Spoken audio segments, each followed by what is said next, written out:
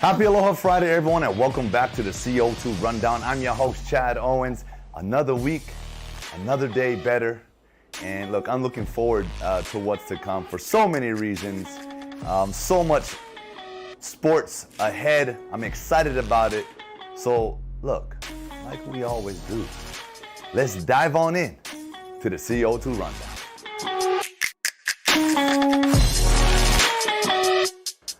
Our Honolulu Little League baseball team dominated against Connecticut in their World Series debut. They won 9-1. They take on Nebraska on Sunday morning. Oh, we cannot wait to watch that game. Guys, continue the momentum. You know, in the Connecticut game, they got hit early. They were down 1-0. Big play by Connecticut. They didn't get shook. You guys did not get shook. Right? You stayed positive, stayed calm, understanding that there's a lot of game left to be played. And that's the approach each and every day, each and every game. So look, good luck, congratulations, and we are all here supporting you guys. The Battle of the Ninth Island is happening today. Bishop Gorman is taking on St. Louis in a football game that's now on a yearly basis getting more and more anticipated. Bishop Gorman got ranked. St. Louis did not.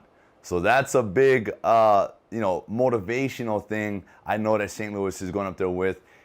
And, football, it's about having that chip on your shoulder. And both these teams got a big chip on their shoulder.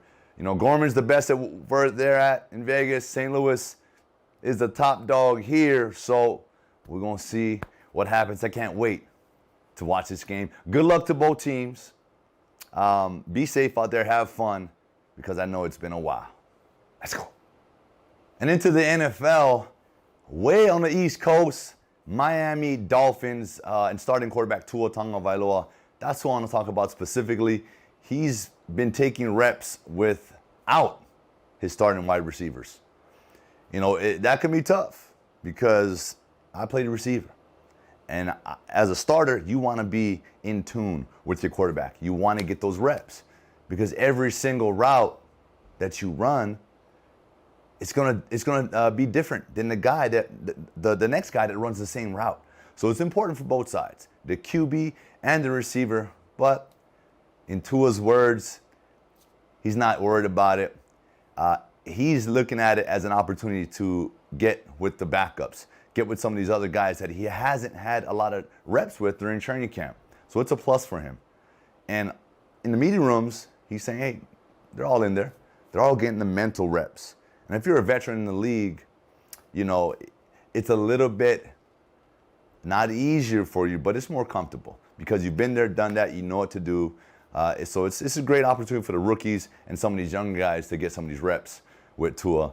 And so, look, I'm excited for you, brother. Keep doing your thing, year 2. And I know you're feeling that much more confident going into this one. All right, and this is the special part of today's segment.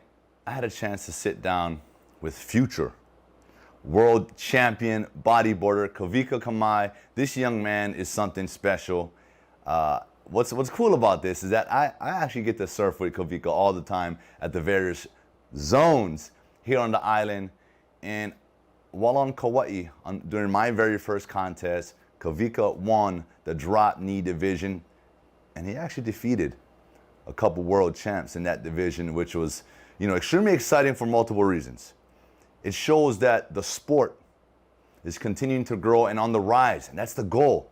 And that was the goal of the Garden Island Boogie Boarding Classic, is to keep this sport alive, keep it going, and utilizing the Jeff and Dave Hubbards to be in as motivators for these young up-and-coming guys to sort of like pass the torch. Like, man, hey, keep this thing going. And Kavika is becoming that guy. And so I got a chance to sit down with him and get to know him a little bit more. So check it out.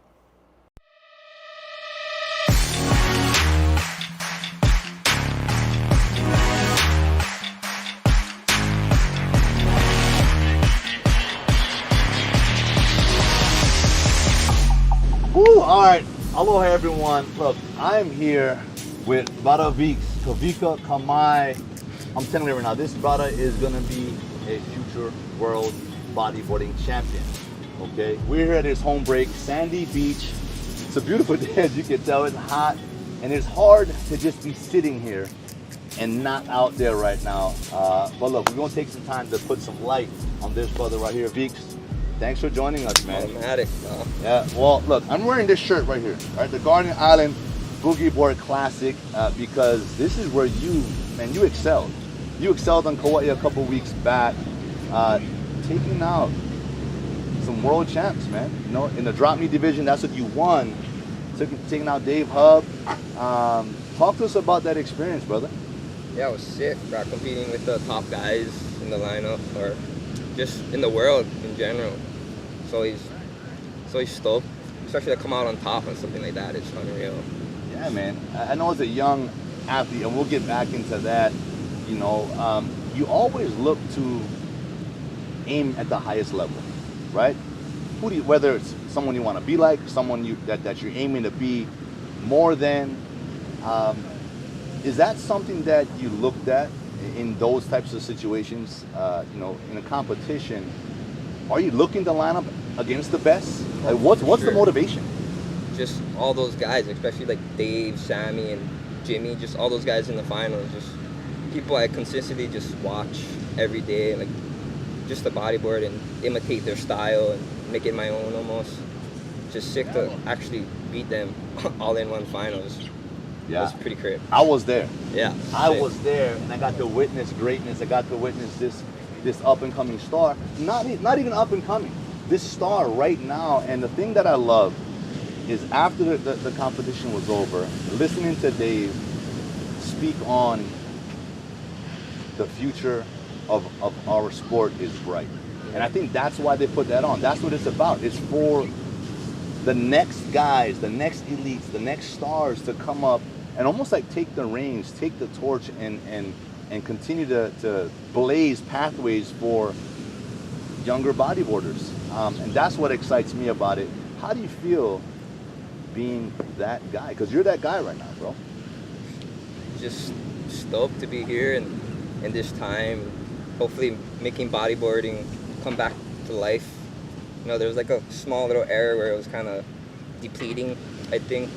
I feel like it's kind of growing now with like all the world tour contests and like all the countries that they're stoked to have like bodyboarding, you know what I mean? Yeah. It's like pretty sick. I love it. I mean, I've been bodyboarding right at this spot from when I was in high school. Not to your level and some of the guys that, you know, and I entered this contest. You know, I didn't do very well. I have my own set of standards on when I compete. I definitely want to go back next year and do better. But you know, it's like it's just different when you do it for fun, but when you're doing it as a legit sport and as a career, you know, you're sponsored.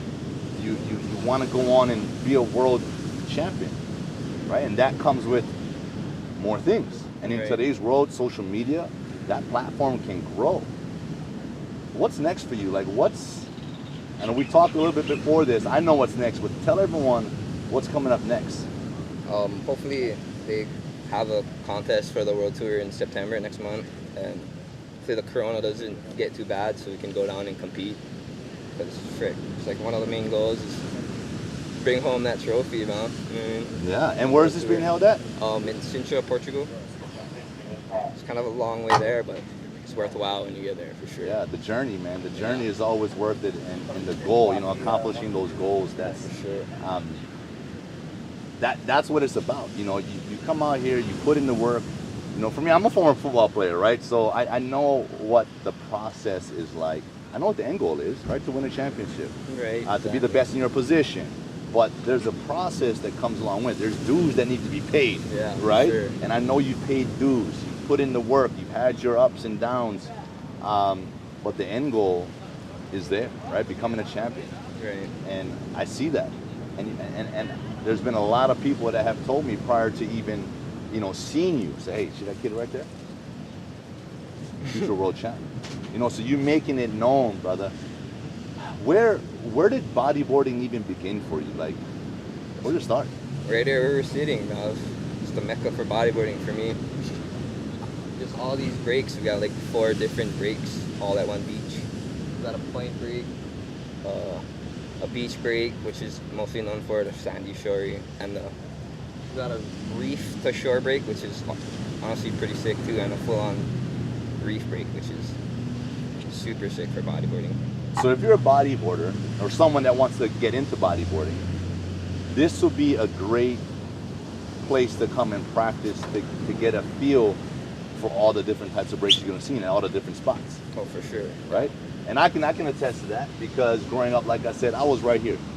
Sandy shore breaks, I'd hit that. I never liked the reef break. I was always, I guess afraid of hitting the reef. Right. But I think there's more injuries that happen here At on the shore shore break, break yeah, with for the neck sure. injuries. You know, so I drifted into half point a little bit. You know, it was kind of gnarly, that right. But when you catch that right wave, man, it's a sick one. Half Right. point provides. I know there's some full point action, pipe littles. You know, you can get ready for some of these crazy waves. And you know, talking about crazy waves, the North Shore. This past winter was my first time ever, you know, stepping foot into the North Shore, going out to a pipeline. That was an experience on that break. Pipeline, backdoor. Yeah, that's the zone. It's where the kids are made and the boys come to play, you know what I mean?